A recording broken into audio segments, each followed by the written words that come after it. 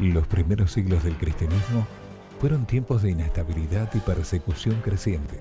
La Biblia no presenta relatos históricos posteriores al ministerio del apóstol Pablo, pero sí presenta profecías que apuntaban a eventos venideros. ¿Qué sucedió con el cristianismo primitivo luego de la muerte de los apóstoles? ¿Cómo la observancia del Shabbat fue siendo sustituida por la veneración del Santo Domingo? ¿Qué consecuencias esto trajo para la fe cristiana? En búsqueda de respuestas, aquí comienza Evidencias.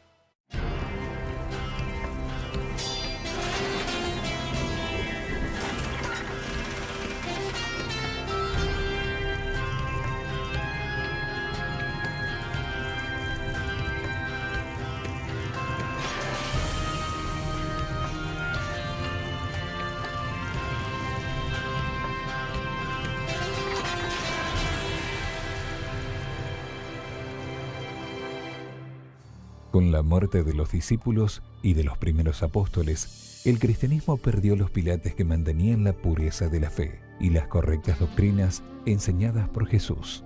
Poco a poco, en determinadas regiones, la fe cristiana comenzó a vacilar, dejando de lado alguna de sus doctrinas principales. Una de estas fue la observancia del sábado. Mientras estuvieron vivos los apóstoles y nuestro Señor Jesús, la Iglesia mantuvo la observancia del sábado. Sin embargo, descansan los apóstoles, mientras Jesús está en el santuario celestial intercediendo por nosotros. Y la Iglesia comienza a tener unos nuevos desafíos. Lamentablemente decide enfrentarlos invocando conceptos filosóficos para hacer una conexión con el mundo pagano que las rodeaba y abandona las verdades bíblicas y las categorías tan claras que establece las Santas Escrituras. La iglesia primitiva se caracterizó por la observancia del sábado, tanto en Israel como en el resto de las provincias. Sin embargo, vemos que aunque los cristianos primitivos trataban de camuflajearse dentro de las sinagogas, como el caso de Pablo, que va, predica en la sinagoga, ellos estaban aprovechando el estatus legal que tenía la religión judía dentro del imperio. Pero cuando los judíos comienzan a entrar en conflicto con el Estado, por ejemplo, cuando los judíos son expulsados de Roma, pues algunos cristianos comienzan a convenientemente distanciarse un poco de los judíos. En ese momento dado, pues no era conveniente ser parte del judaísmo. Y entonces decían, no, nosotros no somos judíos. Era una posición en la cual tal vez podríamos ver cuestionable que tenían algunos o adoptaban algunos cristianos. Más adelante, cuando los judíos quieren entonces desligarse de los cristianos, porque entonces son los judíos que se dan cuenta que algunos de estos cristianos están recibiendo un trato más cruel o están siendo perseguidos, que se establece una fórmula dentro de la sinagoga para desasociarse, maldiciendo a Jesús o alejándose de Jesús, para que aquel que era judío y era cristiano no pudiese participar del servicio como lo hacía el judío que era tradicionalmente judío. Pero este no fue el clímax de la confrontación entre judíos y cristianos. Fue la segunda revuelta en el año 135, la rebelión de Bar Kokhba. Allí es cuando los judíos, nuevamente con su deseo de independencia, ellos se rebelan de Roma y Adriano llega hasta Palestina y destruye totalmente la estructura de las calles, de las casas, de todo lo que quedaba, que no había sido destruido durante el año 70, todo entonces es destruido ahora en el año 135. Y él renombra la ciudad Aelia Capitolina y prohíbe por ley que los judíos ni siquiera se acerquen a Jerusalén. Y entonces los cristianos que querían volver a Jerusalén, peregrinar en los lugares santos, mantenerse cerca de ese corazón espiritual, ellos muchos dejan de guardar el sábado, porque eso los identificaba con judíos. Y convenientemente ellos utilizan otras formas de expresar su veneración a Jesús y comienzan a distanciarse por razones de conveniencia del sábado bíblico. La observancia del séptimo día no fue la única doctrina atacada por las influencias culturales y religiosas del imperio dominante. Otras doctrinas, filosofías y nuevos significados a los emblemas cristianos también fueron encontrando espacio dentro del movimiento del camino. La iglesia cristiana se compone básicamente de dos mayorías étnicas. Una eran los judíos, que no practicaban idolatría, pero que eran egocéntricos, etnicistas. Practicaba un fariseísmo, tratando de vivir una ética religiosa diferente a las demás naciones, pero que a la misma vez no se aplicaba a las demás naciones, era exclusiva para ellos y su relación con Dios. La otra influencia es la pagana. Los que no eran judíos eran paganos y entraban a la iglesia con todo este bagaje cultural de idolatría, de ritos y de tradiciones que se alejan de los preceptos santificadores que Dios quiere que practique su pueblo. El proceso de paganización del cristianismo tomó mucho tiempo, no fue de la noche a la mañana, y no todos los elementos paganos fueron incorporados con la misma intensidad. En el caso del cambio del sábado al domingo fue paulatino, pero vemos algunos otros festivales o costumbres inofensivas que se fueron introduciendo. En el caso del 25 de diciembre con el nacimiento de Mitra, que los cristianos comenzaron a coquetear con algunas de estas festividades para el terminar el otoño, festividades para la lluvia temprana y lluvia tardía. Son parte del ciclo anual.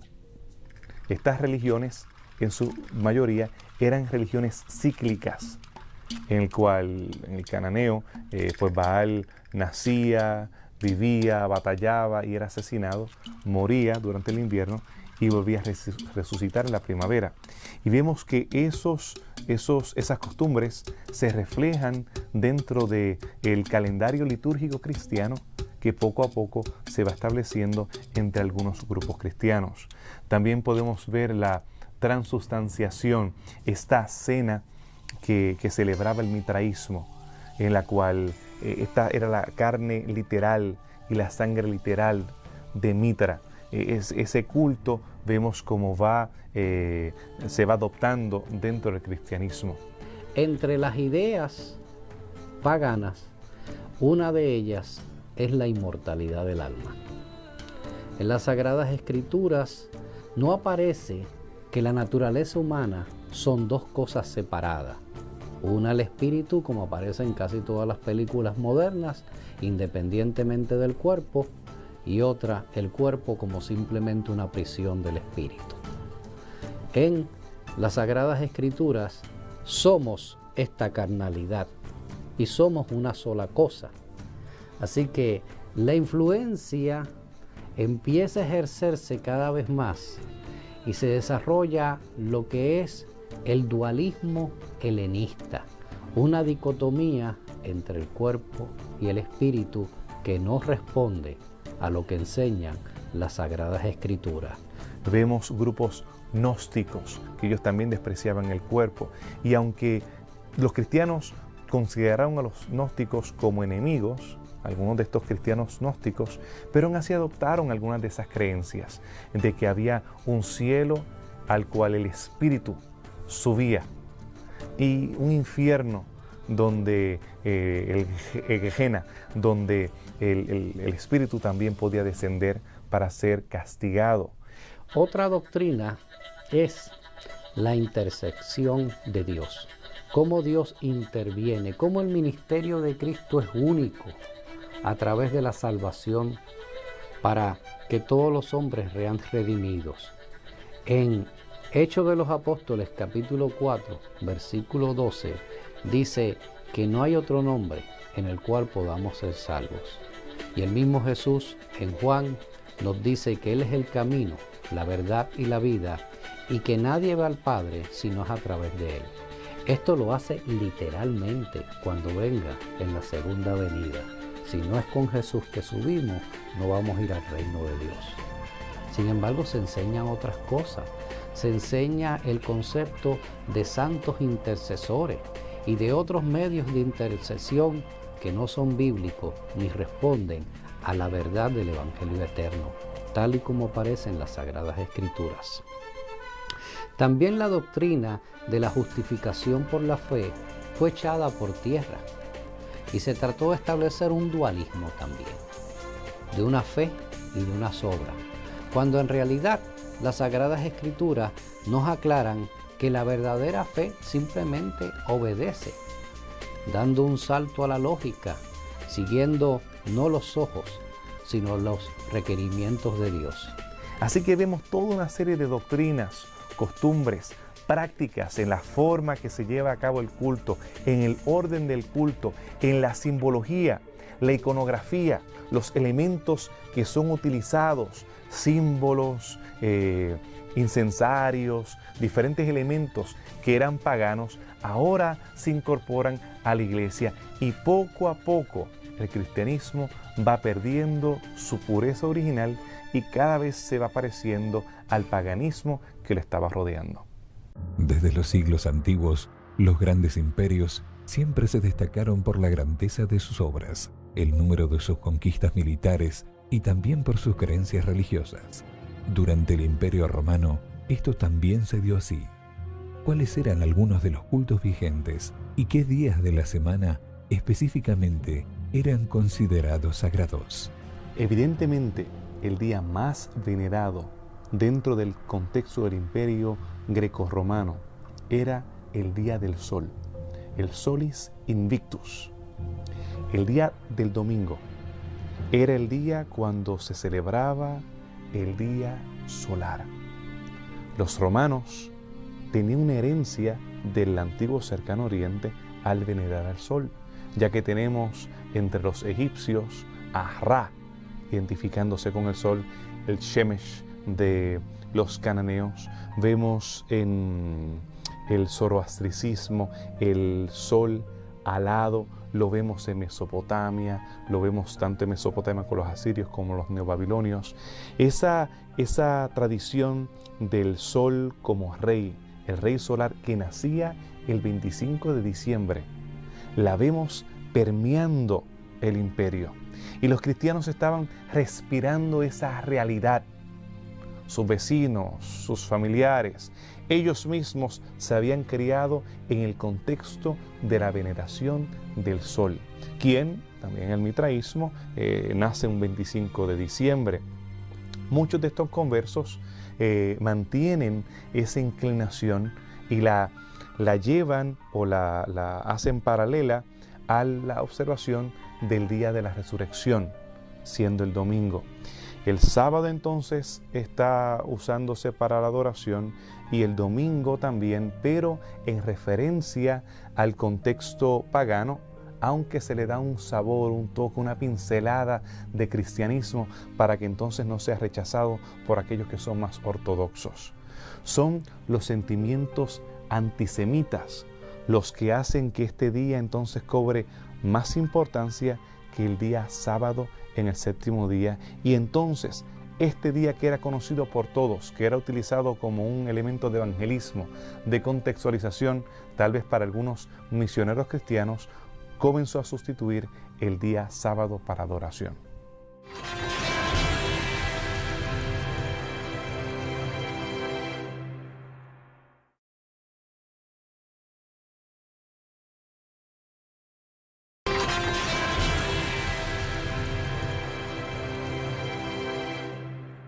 El cristianismo se fue expandiendo de gran forma dentro del Imperio Romano. Por tal motivo, los seguidores de Jesús sufrieron persecuciones y muertes crueles durante los primeros siglos. Al mismo tiempo, los judíos también sufrieron ataques por causa de sus intentos de revueltas en contra del imperio. El miedo a la represalia y a la similitud religiosa con los judíos hizo que muchos cristianos abandonaran alguna de sus doctrinas. Una de estas fue la observancia del Shabbat, como el primer día de la semana. El domingo fue entonces encontrando lugar dentro del culto cristiano. El proceso de cambiar del sábado al domingo tuvo varios factores, como hemos mencionado, factores sociales, políticos, religiosos. Y vemos que poco a poco esa teología fue capturando la fascinación de los mismos cristianos. Tenemos que Justino Mártir, quien vivió del año 100 al año 165, él hace referencia a algunos cristianos que guardaban o veneraban el primer día, aparte del sábado, porque ese es el primer día de la semana cuando Dios hizo la luz. ¿Casualidad? No.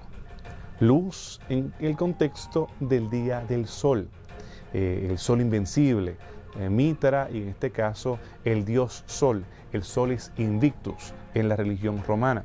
Más adelante, siglos más adelante, después que Constantino se convierte al cristianismo, Eusebio, quien vivió desde el año 260 al año 340, él también hace referencia hacia el domingo en el contexto de Jesús como el sol de justicia, y varios textos que entonces se comienzan a utilizar para alimentar, para darle carne a esta teología en favor del domingo como un día de veneración.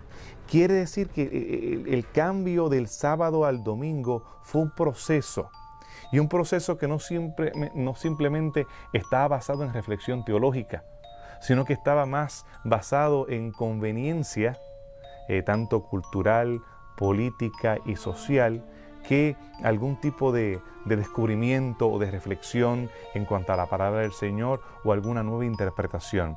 Es después de los eventos que entonces se utilizan razonamientos teológicos para justificar lo que ya se estaba comenzando a practicar. Y en muchas ocasiones vemos ese fenómeno, que después que nosotros cambiamos nuestras actividades y nuestro estilo de vida, entonces cambiamos nuestra teología para adaptarla a esta nueva realidad. Y ese es el fenómeno que vemos pasando en el cristianismo hasta el momento clave, que es en el 321, cuando Constantino, entonces, habiendo aceptado ya el cristianismo, establece el día del domingo, el día del sol, juntamente con el día sábado. Pero más adelante, especialmente en Constantinopla, aun cuando Roma y Alejandría dejan de guardar el sábado primero que otras partes del imperio, en Constantinopla todavía se seguía guardando el sábado y el domingo, los dos días, llamando así en algunas ocasiones el domingo como el octavo día, el sábado el séptimo día y el octavo día el día de la resurrección.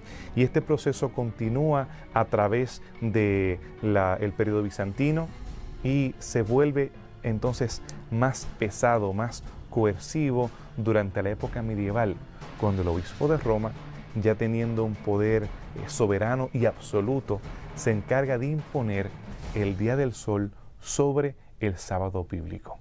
Con el pasar de los años, el cristianismo sufrió innumerables bajas. Aún así, el movimiento no fue disminuyendo y sí creciendo. Entretanto, la inseguridad y las persecuciones hicieron que los seguidores de Jesús repensasen las doctrinas que seguían e incorporasen dogmas de las culturas locales, hasta que a partir del año 312, la situación aparentemente cambiaría el rumbo. Según la Enciclopedia Británica, Constantino oficializó el domingo o el venerable Día del Sol como el día oficial para adorar a Dios dentro del Sacro Imperio Romano, y esto lo hizo el 7 de marzo del año 321 después de Cristo. El imperio, que antes había estado persiguiendo de forma brutal, cruel a los cristianos, ahora parecía tener tolerancia para estos enemigos del Estado. Enemigos del Estado porque tenían otro curios, otro señor, que no era el César. Enemigos del Estado porque eran ateos, porque no creían en todo este panteón de dioses, esta multiplicidad de deidades. Personas que eran caníbales, porque se hablaba acerca de que ellos comían carne y bebían sangre y toda esta serie de asuntos, pues eran considerados como raros. Y diferentes mitos y leyendas. Ahora, por edicto imperial, quedan bajo la protección del reino, del imperio, pero a un costo.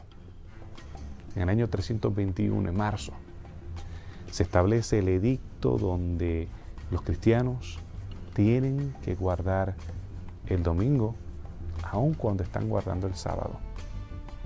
Es entonces de forma oficial lo que el proceso de asimilación, el prejuicio antisemita y el acomodo ahora tienen el sello imperial. Y es desde entonces que oficialmente comienza a observarse el domingo en las iglesias cristianas. Los argumentos para oficializar la observancia del domingo eran buscando la unidad política y religiosa dentro del imperio. Así que se vieron en la obligación de desarrollar una especie de sincretismo religioso para que hubiera uniformidad en todo el imperio al querer adorar a Dios. Al principio fueron leyes laborales, donde se buscaba el descanso del trabajador, donde se buscaba que estuviera con su familia, que no continuara una labor ininterrumpida. Pero se usaron también argumentos teológicos a través del tiempo. La Iglesia apeló no solamente a la tradición, sino a la Biblia. Se usaron los libros deuterocanónicos que no habían entrado justamente en el canon judío, el canon hebreo, para sostener la observancia del domingo como el verdadero día de reposo y adoración. En la Biblia, lo que sí se anuncia es que proféticamente iba a haber un intento humano por cambiar los tiempos de Dios y la ley de Dios. En el Nuevo Testamento aparece en 2 de Tesalonicenses capítulo 2, versículos 3 y 4. Pablo lo denuncia. Y en el Antiguo Testamento aparece en el libro de Daniel, en el capítulo 7, en el versículo 25. Nosotros, los estudiosos bíblicos, inferimos, por lo tanto, que ese es el anuncio profético que hay para el cambio del sábado al domingo, saliéndose de lo que es la voluntad de Dios.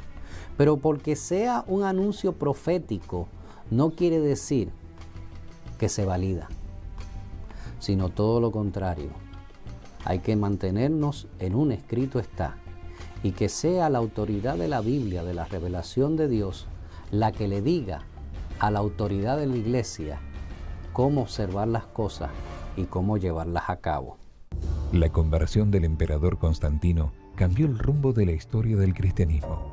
Mientras muchos ven este acontecimiento como una victoria de los seguidores de Jesús frente a las milicias romanas, las consecuencias de la conversión de este emperador dejarían terribles cicatrices en la fe cristiana hasta los días de hoy. Al principio se tomó como una gran sorpresa, algo maravilloso, porque antes el imperio con sus soldados te perseguía, te castigaba, y había un precedente de siglos de sufrimiento y de martirio, no solamente en el Coliseo romano, sino a lo largo de todo el imperio. Los cristianos, para poderse reunir, se escondían en mortuorios, en catacumbas. Habrían salones especiales dentro de esa oscuridad abismal dentro de la tierra para poder adorar a Dios en libertad. Ahora de repente, el emperador decide oficializar la religión cristiana y darle un día con todas las ventajas que eso trae. Lo que antes perseguían al pueblo, ahora los escoltaban. El imperio que antes los castigaba, ahora los ensalzaba. Inclusive permitía que en sitios estratégicos dentro de la arquitectura de las ciudades ellos hicieran su templo y recibían incluso ayuda gubernamental. Nosotros vemos que la iglesia cristiana dejó de enriquecerse de las tradiciones judías. Ese sentimiento antisemita hizo que ellos se desligaran de todo lo que tiene que ver con la riqueza tradicional del judaísmo, dentro del cual el cristianismo había nacido. La hizo una religión más de Occidente y una religión paganizada. No solamente eso, sino que también trajo efectos teológicos. Tuvo que haber una teología para justificar la observancia del domingo, ya sea como el octavo día, la resurrección, el hecho de que se esperaba la segunda venida de Jesús, y esa esperanza escatológica estaba entonces centrándose en el domingo. Esto perjudicó a la iglesia, porque empezó a desarrollarse toda una teología elitista en cuanto a la práctica de la adoración.